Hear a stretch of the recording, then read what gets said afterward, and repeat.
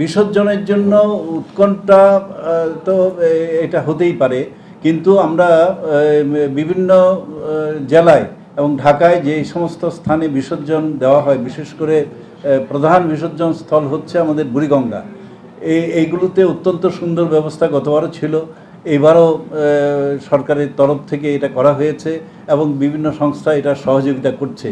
উৎকণ্ঠার বিষয়টি তো এটা কি বলবো, এটা তো ঘটনা ঘটলে যাতে সুন্দরভাবে অনুষ্ঠিত হয় আমরা তো সেটাই চাইব, সরকারও তাই চেয়েছে এবং একেবারে সর্বাঙ্গীন ব্যবস্থা গ্রহণ করা হয়েছে, যেমন ডুবুরির ব্যবস্থা করা, উপরে হেলিকপ্টার থেকে পরিদর্শন করা, এই সব বিষয়।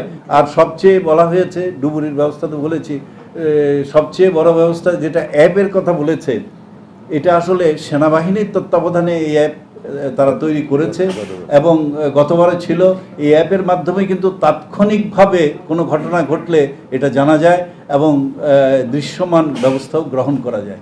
কাজে উৎকণ্ঠা আমাদের যেভাবে, যে অর্থে আপনারা বলছেন সেই অর্থে উৎকণ্ঠা নেই। আমরা এইভাবে আমরা পুজোর আয়োজন করছি, আমরা জানি সবাই আমাদের পাশে রয়েছে। ধন্যবাদ।